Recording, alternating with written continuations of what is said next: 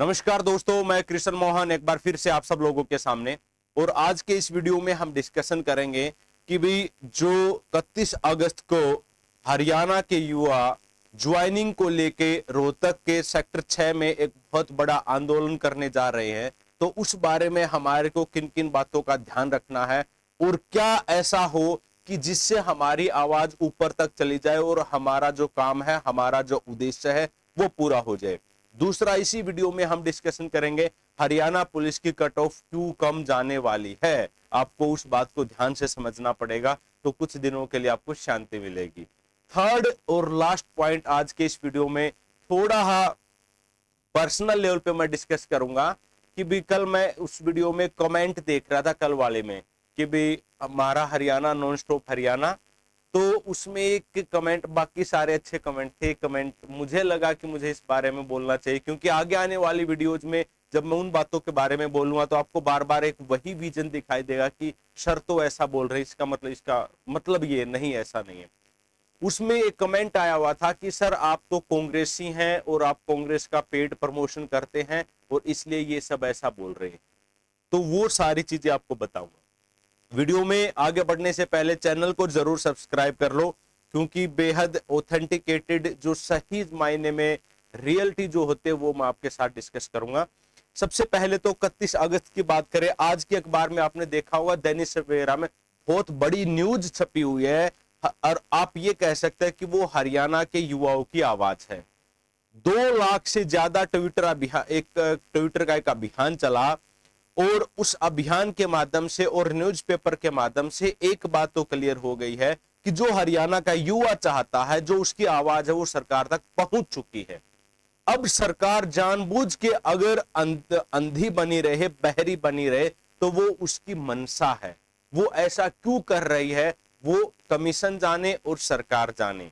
अब आपको क्या करना है कि भाई इस आंदोलन को और भी सक्सेस बनाना है। 2018 में शुरुआत की थी प्रोटेस्ट की। 2018 में जब एचसीएस के रिगार्डिंग में रोहतक में हमने प्रोटेस्ट किया, उसके बाद तो पता नहीं कितने सारे पंचकूला में धरने दिए, रोहतक में दिए, चंडीगढ़ में दिए, सीएम आवास के ऊपर दिए। तो सारे के सारे जो धरने दिए, प्रोटेस्ट दिए, उनका जो निचोड़ मैं आपको बताना चाहूंगा अनुभव के आधार पे, कि एक तो सब बच्चों को ना यूनाइट चलना है। मतलब आप ये सोच के मत जाइएगा कि मैंने हरियाणा पुलिस का पेपर देना है या दे रखा, बस मेरी ज्वाइनिंग हो जाए। नहीं, आपको लड़ाई ग्रुप 1 और 2 के लिए भी लड़नी है, आपको 56 स्थान के लिए भी लड़नी है, आपको हरियाणा पुलिस के लिए भी लड़नी है। और इन ग्रुप के अलावा 20 ग्रुप वाले जो बच्चे हैं उनको भी इसके लिए लड़ाई साथ में जाना है। और नेक्स्ट, जिन बच्चों ने सीईटी नहीं दिया या जिनका पेपर नहीं हो पाया, तो उन बच्चों को भी इन बच्चों का सपोर्ट करना है।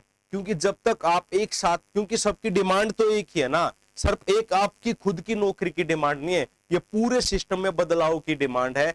और बदलाव भी क्या, बिल्कुल लास्ट का एक पॉइंट रहता है, मैं सारी चीजें तो जा चुकी है, बस पूछ पूछ बची हुई है। हम तो ये कह रहे हैं कि पूछ पूछ दे दो बीजेपी वालों, पूछ पूछ, ताकि जो बच्चों ने पेपर दे दिया, फिजिकल हो गया, जिन्होंने ज्वाइनिंग कर ले, सिर्फ वो तो रह जाएं। नहीं तो ना तो इन्होंने हमारी सीटी क्वालिफाई की मांग को माना है, ना इन्होंने सीटी किया है, ना पेपर लीकेज इनसे रुक पाए हैं। और ग्रुप वाइज हमने कहा कि चलो ग्रुप वाइज ही कर दो, ना वो बात हमारी मानी गई। पोस्ट वाइज वो तो खैर हाई कोर्ट का आदेश था, तो वो सारी की सारी चीजें हुई। अब जानबूझ के प्रोपेंडा इसलिए बनाया गया ताकि इनको ज्वाइनिंग तो ये लोग देंगे, ज्वाइनिंग तो पक्का ही देंगे, ये पक्की बात है इन ग्रुप की।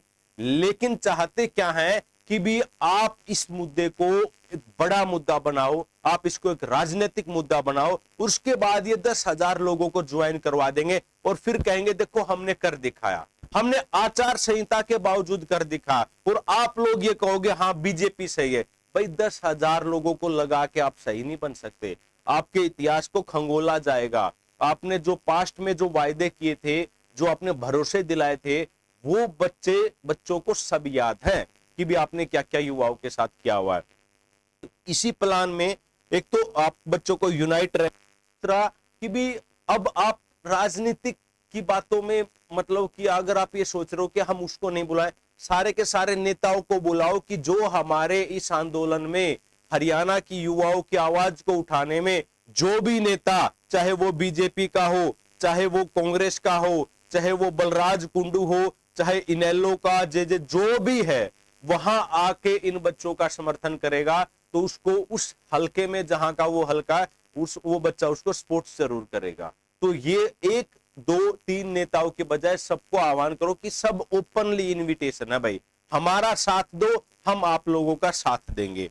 तीसरा, प्रॉपर मांग रखनी है, मतलब कि एम्बिग्यूअस डिमांड्स नहीं होना चाहिए, कोई कुछ बोल रहा है कोई कुछ बोल रहा है। एक कमेटी आप लोगों ने बनाई रखा होगा, तो उस कमेटी में सारी की सारी मांग की सीटी को खत्म करना है या क्वालिफाई करना है, या फिर भाई एक पेपर पैटर्न जारी होना चाहिए, या जो भी चीजें हैं, ज्वाइनिंग तो है ही है एक मुद्दा, और अभी तो सिर्फ ये ज्वाइनिंग ही दे सकते हैं, वही दे पाएंगे और वैसे कुछ कर भी नहीं पाएंगे। लेकिन अगली जो सरकार है कांग्रेस सरकार, उसको तो पता लगे ना कि भी हरियाणा का युवा बीजेपी से क्यों परेशान है, इसलिए अपनी सारी मांगे रखो ताकि अगली सरकार अगर कांग्रेस आती है तो उसको ये ध्यान रहे कि भी बच्चे परेशान किस कारण से थे। और एक अंतिम और बहुत महत्वपूर्ण बात मैं आपको बताना चाहूंगा कि 31 अगस्त को सब बच्चे मिलके ना एक अल्टीमेटम दो आयोग को और सरकार को कि भाई इस तारीख तक या तो आप हमारी ज्वाइनिंग करवा दो, नहीं तो हम आपके खिलाफ चुनाव में आपका विरोध करेंगे। जैसे किसानों ने किया था उसी प्रकार से हम भी, क्योंकि हमारा ये संवैधानिक अधिकार है कि भाई अगर हमारे को लगे कि ये बात सही नहीं है तो उसकी हम आलोचना कर सकते हैं, उसका हम क्रिटिसाइज कर सकते हैं और हमारे हकों की हम मांग को उठा सकते हैं। और अगर एक काम और भी हो जाए तो आपके लिए बहुत बेहतरीन होगा, जहां पे आप लोग इकट्ठा हो रहे सेक्टर 6 में तो वहां से सिर्फ 500 मीटर की दूरी पे बीजेपी का नया ऑफिस बना है। अगर सब बच्चे वहां से ढोल नगाड़ों के साथ बीजेपी के कार्यालय के सामने जाके 2 घंटों के लिए बैठ जाओगे तो आपकी आवाज और तीव्र गति से ऊपर तक पहुंच जाएगी। अब मुझे नहीं पता आप लोगों ने क्या प्लान बना रखा है, लेकिन अगर ये काम हो जाए तो सोने पे सुहागा हो जाएगा। तो इन बातों का 4-5 बातों का 31 तारीख को आपको ध्यान देना है, और मैं भी पूरी कोशिश करूंगा कि आपके इस प्रोटेस्ट में आपका सहभागी बन सकूं, और जितना अपने तरफ से जो भी आपको सपोर्ट करना होगा, जो भी मतलब कि मैं मदद कर सकता हूं, वो आपकी इस मोमेंट के दौरान मैं मदद करूंगा। अब आते सेकंड मुद्दे के ऊपर कि हरियाणा पुलिस की कट ऑफ डाउन जाने वाली है। भाई वो डाउन इसलिए जाएगी क्योंकि टोटल 24,000 बच्चों ने पेपर दिया है। उन 24,000 बच्चों में से लगभग 10 से 12,000 बच्चे तो ऐसे हैं जिनको ये ही नहीं पता था कि मुझे मेरा पेपर में नाम भी आ जाएगा या मुझे तैयारी भी करनी है। वो बच्चे गांव के हैं या फिर जो प्रॉपर जो फिजिकल फिट है, तो उन्होंने फिजिकल दिया और वो क्वालिफाई हो गए। मतलब कि मैं 10-12 बच्चों को तो मैं पर्सनली जानता हूं जो तैयारी नहीं करते थे और उनका फिजिकल पास हो गया था। उसके बाद कुछ ही 10 से 12,000 बच्चे ऐसे हैं जो पढ़ाई में संलग्न थे, क्योंकि पिछले 5-6 महीने से माहौल ऐसा चल रहा था कि भी ये लग ही नहीं रहा था कि पेपर होगा या नहीं होगा, और जब डायलेमा होता तो बच्चा तैयारी नहीं कर पाता है, और फिजिकल के बाद कोई टाइम ही नहीं दिया गया। तो इसलिए मुश्किल से 4 से 5-6 हजार बच्चे ऐसे होंगे जो कंटिन्यूस पिछले 4-5 महीने से पढ़ाई कर रहे होंगे हर रोज, इररिस्पेक्टिव ऑफ दैट कि भी पेपर होगा या नहीं होगा।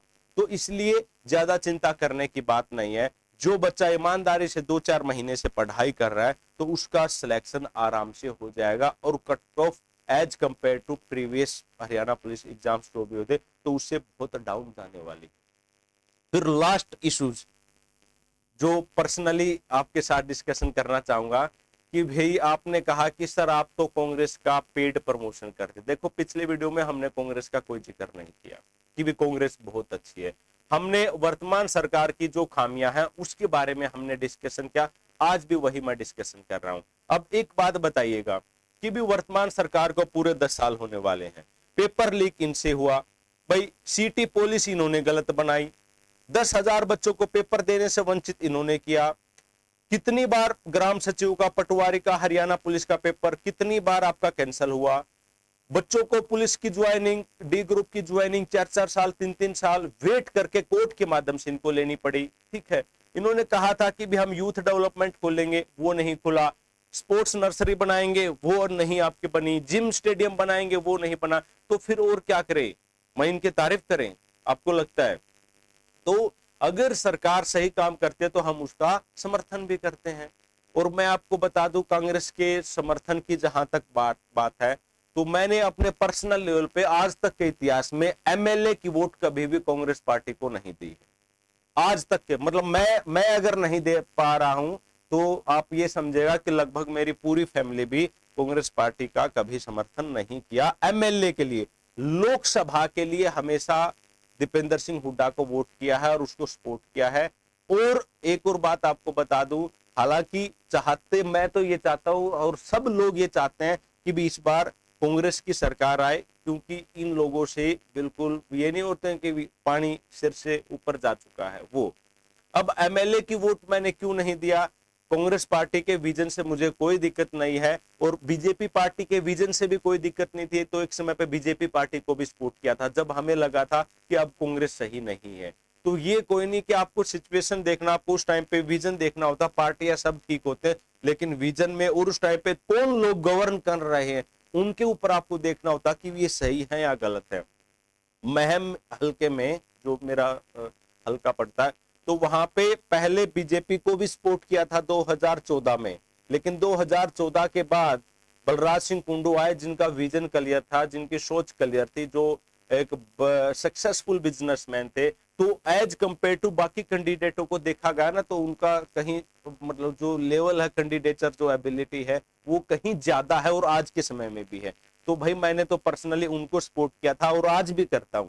और मुझे पता कि भी उनके सपोर्ट करने से भाई महिलाओं की स्थिति सुधरी है, समाज में मानवता बढ़ी है, नैतिकता लेवल बढ़ा है। आप किसी भी लेवल पे देख लीजिएगा कि भी क्या एक वो नेता है, एक बाकी बलराम सिंह दांगी है, एक आपका शमशेर सिंह खरकड़ा है, और भी कई सारे नेता है। तो उनको एक लाइन में खड़ा करके देख लो, इंसानियत के नाम पे, मानवता के नाम पे, समाज सेवा के नाम पे, रिस्पेक्ट के मामले में, सक्सेसफुल बिजनेस के मामले में, विधानसभा में आवाज उठाने के मामले में, अगर इनसे कोई बेहतर विकल्प है तो मैं तो उसका भी सपोर्ट करता हूँ।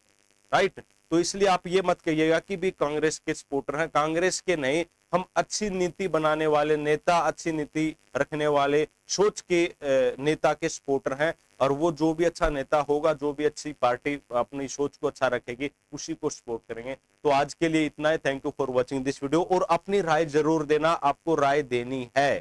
Thank you.